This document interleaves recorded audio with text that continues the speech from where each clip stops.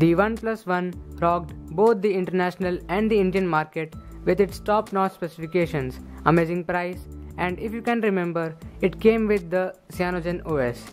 Well, we are not here to talk about the OnePlus One again, but to talk about another phone which has shaken up the Indian market with its top-notch specifications, amazing price, and yes, it does come with Cyanogen OS. Hey, what's up guys, this is Anand for Gizmo Lead and this is going to be our review of the U Eureka.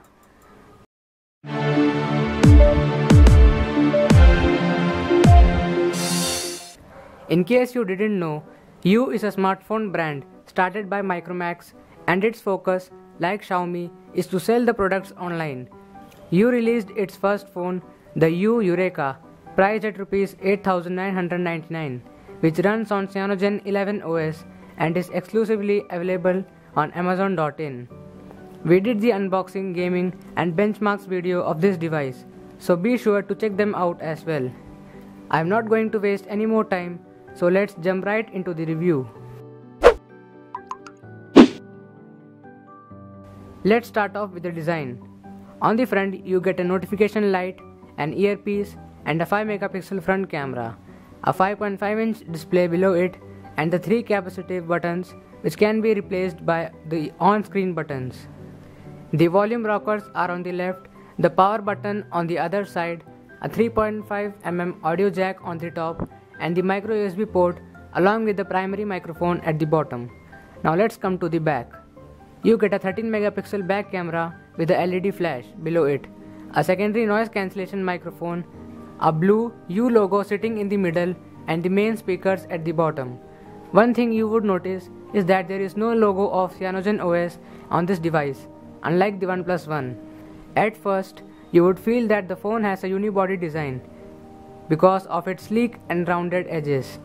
But yes, the back cover is removable and in there you can see a big 2500 mAh battery, 2 SIM card slots and a micro SD card slot. U has named the texture on the back cover as Moon Dust Grey, which is not that identical to OnePlus Sandstone Black finish. In fact, the texture on the One was very rough, but Eureka's back cover is much more smooth and comfortable to hold. It doesn't attract fingerprints and is much better than the ugly glossy backs. The phone is pretty much thin and is lightweight. Let's come to the display part. As I said earlier, the U Eureka comes with a 5.5-inch HD display with a resolution of 720 x 1280 pixels. Also, the screen comes with Gorilla Glass 3 protection.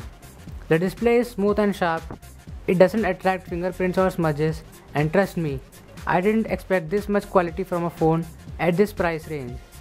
The phone comes with some auto brightness settings that allow you to adjust the brightness of the screen according to sunrise and sunset, and it also allows you to set the sensitivity. Overall, the display was one of the best things I like about this phone. Talking of the user interface, the U Eureka runs on Cyanogen 11 OS on top of Android KitKat 4.4.4. Not many smartphone makers have used this ROM, but some brands like Oppo and OnePlus have already used this.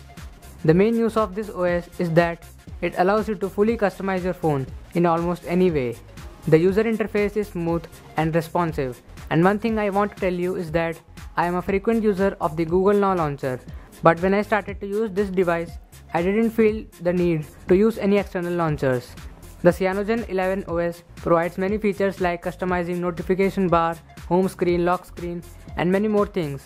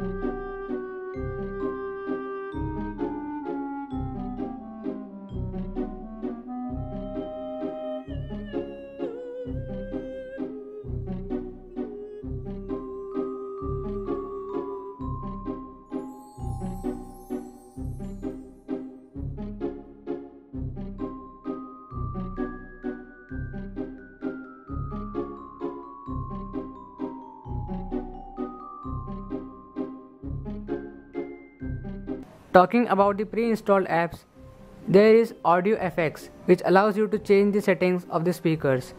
Baton, a cloud service. Screencast, which allows you to record your screen with the audio taken up by the mic. It also comes with a browser called Universe. But we didn't use it as the phone already comes with a complete Google package including Chrome. Now let's come to the main part, performance. The phone runs on Snapdragon 615 64-bit octa-core processor, clocked at 1.5 GHz and has Adreno 405 GPU. Talking of the storage options, the phone is only available with 16 GB of ROM and 2 GB of RAM as of now.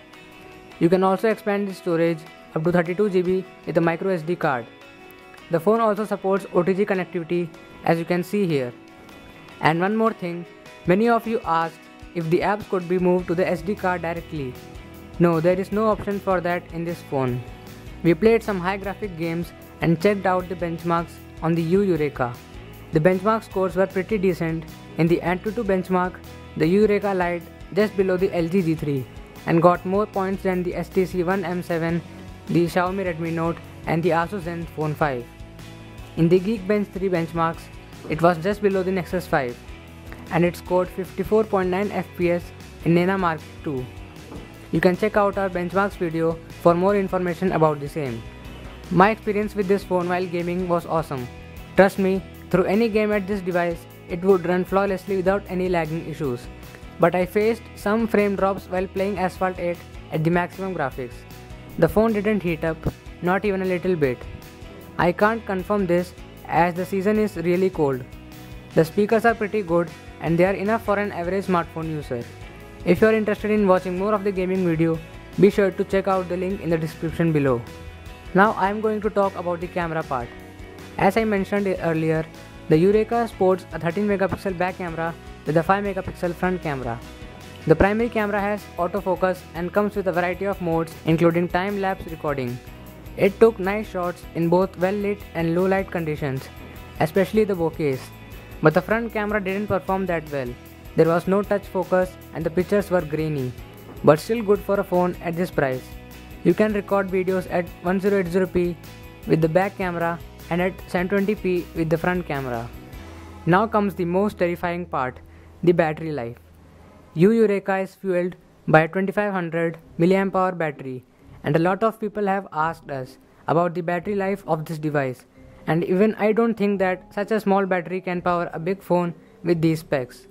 The phone took about 3 hours to charge from 15 to 100%. We performed a test on this device. First, we completely charged it, then we used it till it reached 15%. I didn't expect this. The phone only ran 5 to 6 hours and we didn't even play high intensity games during this test. If you have searched a little bit about this device, you will see that there are many reports about this phone being an exact copy of the Coolpad F2. Yes, it is completely a carbon copy of the F2, but with a few changes. The only difference is that the F2 comes with 32 GB of ROM and the Eureka comes with 16 GB. So that's it. In a nutshell, this phone is well built and the specifications are cool, and the display is also fine. According to me, battery is one of the most important factors coming in a phone. So if the brand had put a better battery and increased the price, it would have been better. I would recommend this device to those who want to experience CyanogenOS with great specifications at a low price. According to me, there is no reason for you to think of an alternative for the Eureka, except for the Coolpad F2 and the battery issue. But in case you still don't like it, I would recommend the Xiaomi Redmi Note. Thanks for watching.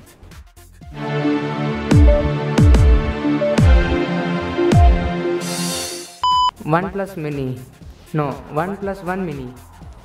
Hey, what's up guys, this is Anand for Gizmo Lead and this is going to be our review of the Eureka, aka the OnePlus One Mini.